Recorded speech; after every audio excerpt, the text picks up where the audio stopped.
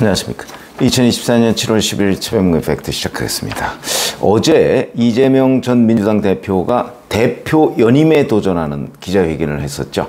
아주 장문의 대선 출정식을 방불케 하는 일장 연설을 해서 민생, 먹사니즘이 유일한 이데올로기 이런 얘기를 했는데, 제가 그래서 지난 2년간 이재명 대표 시절의 민주당, 그리고 현재 이재명 전 대표가 수렴청정을 하고 있는 민주당이 하는 일이 과연 민생과 관련이 있는 일을 지금 하고 있느냐, 이율배반이다, 이런 말씀을 드린 적이 있고요.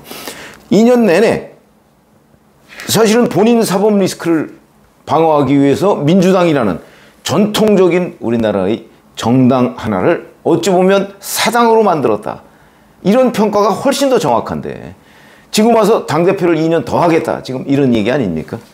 그런 부분에 대한 저는 민심의 저항이 있을 거라고 봅니다. 그게 이제 주로 국민의힘 지지층은 그렇다 치고 중도층이 되겠죠. 자, 그래서 그런지 이제 이재명 전 대표, 이재명 후보와 이제 경쟁을 하겠다고 선언한 김두관 후보. 물론 김두관 후보가 당선 가능성이야 없죠. 없다고 단언을 해도 전혀 무리가 아닌데, 문제는 김두관 후보의 목소리, 이게 중도층에는 팍팍 꽂힌다는 얘기가 아마 이재명 후보의 고민일 겁니다. 자기의 적수로서 김두관을 고민하는 게 아니고, 김두관 후보의 목소리가 당에서는 메아리가 없지만 당 밖에서 어차피 이것도 경선입니다. 그러니까 김두관 후보가 기자들한테도 이런 얘기 저런 얘기 하고 그게 언론에 보도가 되면 민주당 지지층이 아닌 중도층, 이 사람들이 볼 때는 그래, 김두관이 말 맞아, 이렇게 된다는 거죠. 어제 그런 말을 쏟아냈습니다. 이렇게 돼 있습니다. 당대표도 이재명, 대선 후보도 이재명, 이걸 공공히 하는 것 자체가 어리석다. 당 고정 지지율이 많게는 35% 정도 되는데 우리 지지표만 가지고 대선에서 승리할 수 없지 않나. 합리적인 중도를 많이 확보해야 하는데, 그러려면 당내 다른 정파나 다양한 세력들을 포용하고 연대해야 한다. 그래서 그 합리적인 중도, 다양한 세력의 대표가 자기가 되겠다, 이런 주장입니다. 글쎄 본인이 그렇게 본인도 무슨 중도적 입장을 대변해 오지는 않았죠. 그러니까 이 또한 과장이긴 하지만 어찌됐든 간에 이런 목소리가 일반 국민들한테는 훨씬 더 팍팍 먹힌다. 이재명 후보가 민생 얘기하는 것보다. 저는 이제 그런 느낌을 많이 갖거든요. 근데 지금 김두관 후보의 목소리를 바로 반영하는 여론조사가 나왔습니다. 엠브레인 퍼블릭, 이 YTN 의뢰로 7일하고 8일에 여론조사를 했는데 2,003명입니다. 그러니까 일반적으로 갤럽에서 하는 여론조사의 2배 정도를 면접조사를 한 건데요. 여기에 보면 이재명 연임 도전에 대해서 부정적인 평가가 50%고 긍정적 평가는 38%밖에 안 됩니다. 그럼 이 부정적으로 평가하는 50%를 봤더니 국민의힘 지지층에서는 무려 87%가 부정적이고 긍정적인 사람은 8%밖에 안 된다. 이 긍정적인 사람들도 아마 어차피 이재명 사당인데 그럴 수 있지, 아마 이런 정도의 입장이 아닐까 싶습니다. 그 다음에 개혁신당 지지층에서는 61%가 부정적이고요. 긍정적인 사람은 33%다. 근데 이제 이 국민의힘 계열의 정당 말고 무당층이라고 답한 사람은 부정적이 46, 긍정이 22, 부정이 2배도 넘습니다. 이런 부분이 굉장히 중요한 거죠. 근데 이제 민주당 지지층으로 가보니까 여기서는 긍정이 75%입니다. 부정이 17%고요. 그 다음에 조국혁신당 지지층을 보니까 긍정이 68%, 부정이 21%. 자, 이렇게 돼 있습니다. 민심이라는 게 이제 앞서 얘기한 부정이 50%다 하는 게 민심이죠. 그럼 당심은 민주당 지지층에서 긍정이 75%다. 이게 당심입니다. 그러니까 이 승부, 이재명과 김두관, 이 승부는 끝난 거죠. 아마 75대 한 20? 20도 될라나 모르죠. 75대 20 정도로 끝날 겁니다. 8대 2 정도로 끝날 겁니다. 8대 2. 그거는 이것만 봐도 알 수 있고, 이재명 후보가 지난 2년 전에 그 전당대회에서 77.8%를 얻었죠. 아마 이번에는 그거보다 더 나올 거래요. 뭐 연임에 대한 부정적 의견이 좀 당내 일부 있다고는 하지만, 그래도 뭐 대의원 영향력 줄여놨고, 권리당원의 영향력, 이른바 개딸의 영향이 많이 미치는 권리당원의 영향력을 늘려놨기 때문에 아마 지난번보다 더 높아질 가능성이 높다. 이렇게 보시면 되겠고, 어쨌든 이렇게 되면 결국은 민심은 부정적이 압도적인데 당심은 긍정적이 압도적이다. 이걸 한마디로 얘기하면 민심과 당심의 괴리다. 그렇게 말씀을 드릴 수가 있겠죠. 그런데 이재명 전 대표는 그럼 왜 이럼에도 불구하고 본인이 연임을 하려고 하느냐. 그건 뭐 제가 여러 차례 말씀드렸듯이 본인이 평의원으로 있을 때 당내에서 이재명을 보호해 주겠다는 사람들이 지금처럼 많지 않을 것이다. 대표로 있을 때 대표와 민주당은 동일선상에 놓고 민주당을 방어하는 것이 곧 이재명을 방어하는 것이다. 그래서 본인의 사법 리스크를 방어하려면 본인이 대표가 되는 수밖에 없다. 이렇게 판단을 하고 있는 겁니다.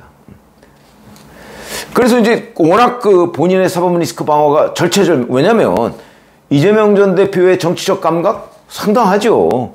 그렇기 때문에 만약에 10월 또 이제 늦어도 11월까지는 두 개의 그 재판에서 1심 선고가 나옵니다. 아마 선거법 재판은 뭐 대략 10월쯤에 나올 것으로 보이고요. 그 다음에 우이징교사 재판은 10월 말이나 11월 초에 나오겠죠. 그러면 제가 또 이것도 말씀드린 적이 있지만 실제 이러이러한 걸로 재판을 받고 있고 재판에서 이재명 피고인은 뭐 무죄를 주장하고 있고 하는 게 이렇게 공방을 벌이는 이 국면하고 뭐 재판부가 뭐 편파적이다 어쩌고 저쩌고 얘기는 하겠지만 여하튼 재판부에서 1심 유죄 이렇게 나온 거하고는 하늘과 땅 차이입니다.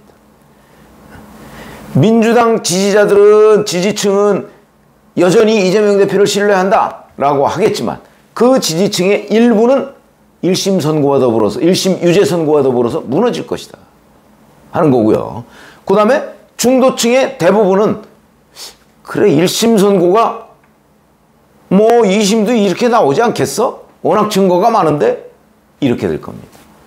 이 부분을 이재명 전 대표가 굉장히 우려하고 있는 거죠. 그러니까 1심 선고가 나오더라도 똘똘 뭉쳐서 아니야 저거 잘못된 선고야 라고 해줄 수 있는 지지층이 필요한 겁니다. 그걸 위해서 지금 대표 연임 도전을 하는 거죠. 자, 그런데 이제 이런 것들이 그럼 어떤 결과를 초래할 것이냐, 이게 어찌 보면 더 중요한 그 예측일 수도 있습니다. 이렇게 되면 이제 지지층만 똘똘 뭉쳐 있는 이런 상황이죠. 왜 과거에 갈라파고스 정당 얘기를 많이 아마 아시는 분들이 계실 겁니다. 거기는 진화를 안 하고 있는 겁니다. 갈라파고스 제도는. 그러니까 거기에서는 그 자연 그대로의 상태 잘 보존되고 있다. 민주당의 핵심 지지층은 그다지 흔들리지 않는다. 그런데 그 갈라파고스를 떠나면 갈라파고스라는 건 조그만 몇 개의 섬에 불과합니다. 거기를 떠나서 지구에 있는 모든 생물들은 진화하고 있다. 여기만 진화를 안 하고 있는 거죠. 민주당 지지층만 그 상태에서 정체되고 있는 겁니다. 민심과 당심의 괴리? 바로 그런 거죠. 물론 금방 무슨 전국선거가 있지는 않습니다. 전국선거가 만약에 바로 있다면 이런 지지 성향이 그대로 반영돼서 선거에서 지겠죠. 그러나 전국선거가 금방 있지는 않지만 앞으로 2년간 이재명 대표 체제 2년간 계속될 거 아니겠습니까? 늘 이 연임에 대한 부정적 이미지가 따라다닙니다.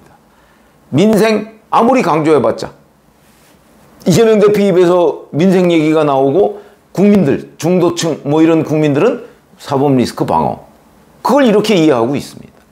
그랬을 때 늘 민심과 당심의 괴리, 그 다음에 이재명 본인이 아무리 민생을 얘기해도 저거 본인이 지금 법원에서 유죄 나올 것 같으니까 그걸 호도하기 위해서 계속 민생 얘기를 떠들고 윤석열 탄핵 떠들고 그러는 거지.